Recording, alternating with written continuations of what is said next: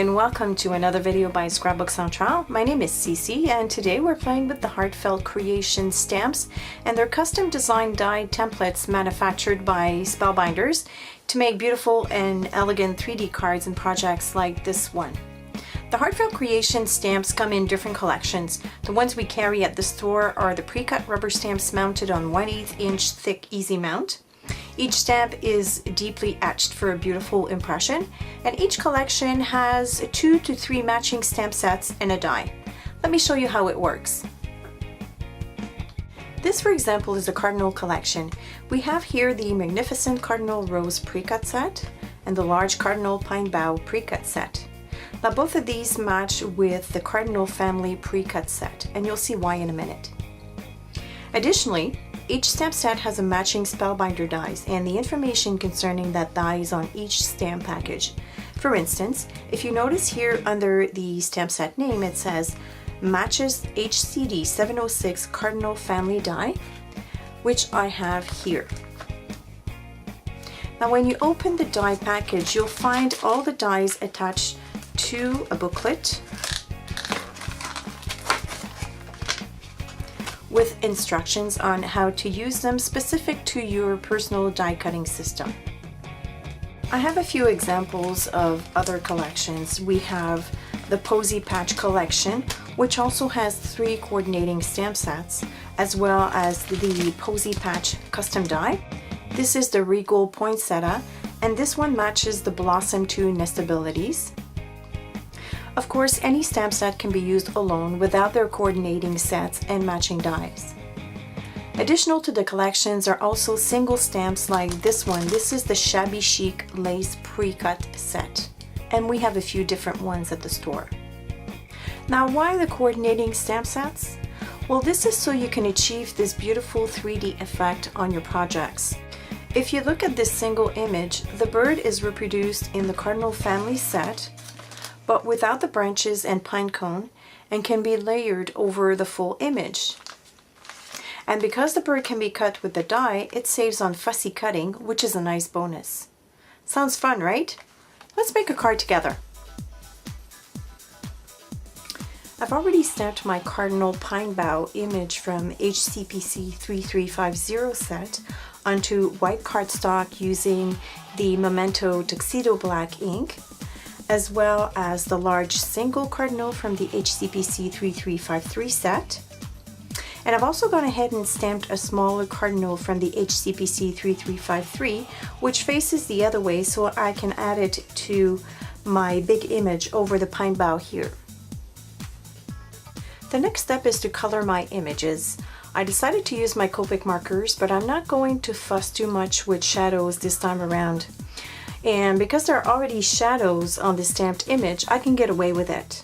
I want something simple that I can put together relatively quickly. My coloring is now done, and as you can see here, I've decided to leave a few areas white on the branches. I did this so I can add glitter to give a snowy effect, and I will do this at the end so I can set it aside to dry when I'm done. Notice that I've only done the contour of my main image. That's because I'm going to cover it up with this bird here. There's a few spots that I went over the image, and that's not really a big thing because when I die cut this, it will cut right up to the stamped lines. Before adding anything to our image, let's mat it and attach it to our card base. Done. Now let's die cut our single birds.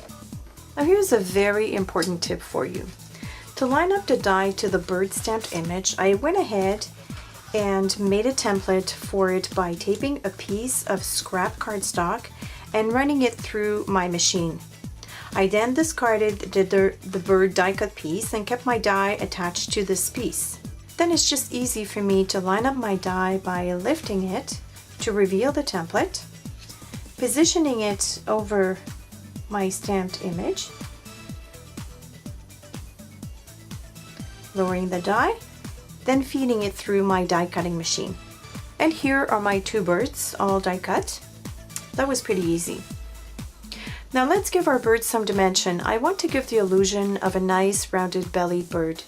So I'll add some foam adhesive to the back of the bigger cardinal.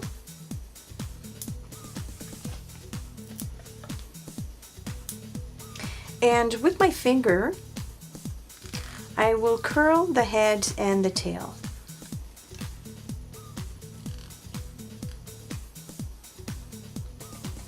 Like so. I'll remove the backing of my foam adhesive, and then I'll add some liquid glue at the tip, on the head here, and the tail. Then I'll glue it into place over my already stamped image.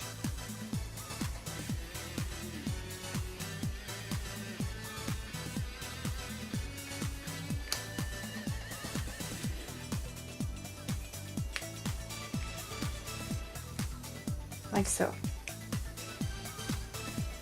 I'll do the same for the little bird. This time I'll just add one dimension over the belly. Put a bit of adhesive on the tail and the head.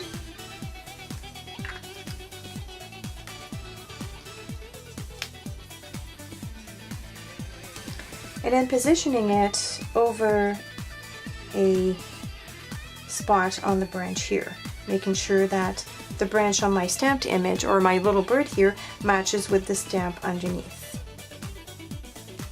Next, I'll be adding some glitter with liquid glue to the boughs and pine cones.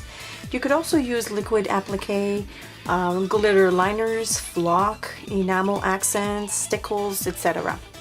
So I'm going to be using the quickie glue, and I will go over the branches.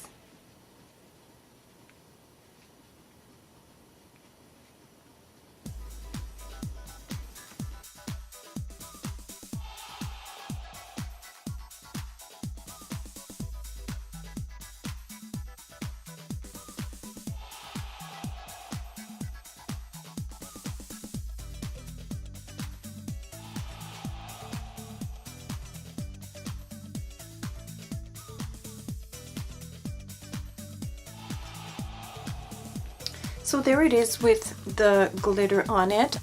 I also added some dots to mimic snow falling on over the birds. Really pretty.